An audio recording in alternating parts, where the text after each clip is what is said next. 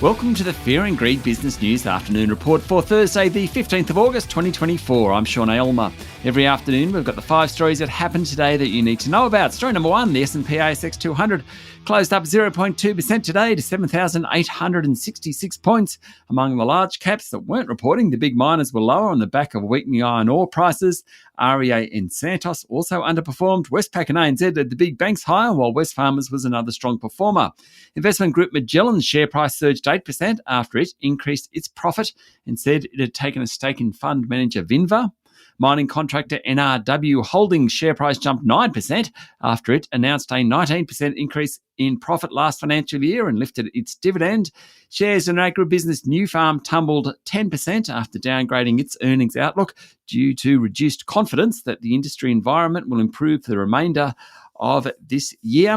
And West Australian lithium producer Pilbara Minerals has made a $560 million takeover bid for Latin Resources and its projects in South America.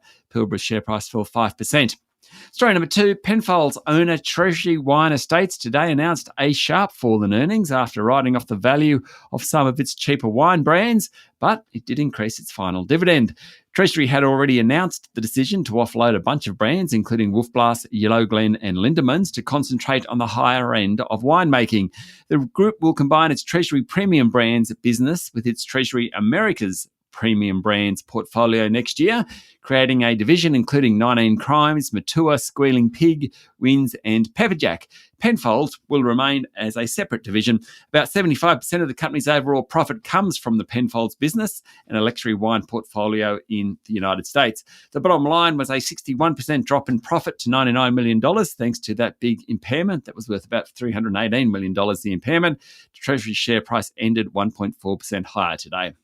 Story number 3, Origin Energy share price tumbled nearly 10% today despite a 30% rise in profit after the result and the outlook for this financial year were weaker than expected. Chief Executive Frank Calabria flagged that profits in energy markets, which includes generation, retail and trading, would slide in the coming year, echoing a similar warning from AGL Energy yesterday. Origin's profit for the 2024 financial year jumped 32%, to be exact, to $1.4 billion. On the back of much higher earnings in the energy generation and retailing businesses. The stock closed at $9.60 today, which is still above the $9.39 offered by Brookfield and EIG in a $20 billion takeover bid rejected late last year. Story number 4, hearing implant group Cochlear posted a 19% jump in profits for the last financial year, but the result was considered a miss and its share price tumbled 7%. The group said it expected implant trading conditions to remain strong with improving growth rates in developed countries. Chief Executive Dig Howitt told The Australian that digital savvy seniors and an expanding body of research on the benefits of hearing to cognition underpin Cochlear's long-term growth trajectory. He said hearing loss is undertreated and there's enormous potential for cochlear implants to change people's lives through better hearing, particularly for adults and seniors. His strategy is to raise awareness, having people referred and making sure health systems have capacity and funding to meet demand. And finally, story number 5, iron ore prices have dropped to a 21-month low as figures show that China's steel production in July fell 9% month on month. Singapore iron ore futures hit as low as $93.70 US a tonne. It comes after the chairman of Baowu Steel Group warned that China's steel industry faces a crisis worse than the downturns of 2008 and 2015. Now, Baowu is the world's biggest steel maker, needs lots of iron ore, which we produce.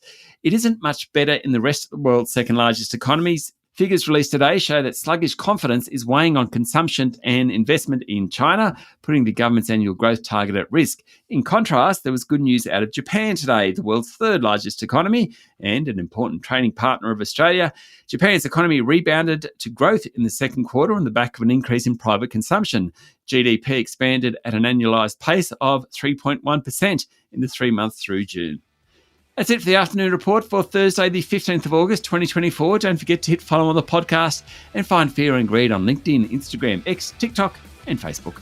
Join Michael Thompson and I tomorrow morning for the Fast 5 by Fear and Greed, the top 5 business stories you need to know in just 5 minutes. I'm Sean Aylmer. Enjoy your evening.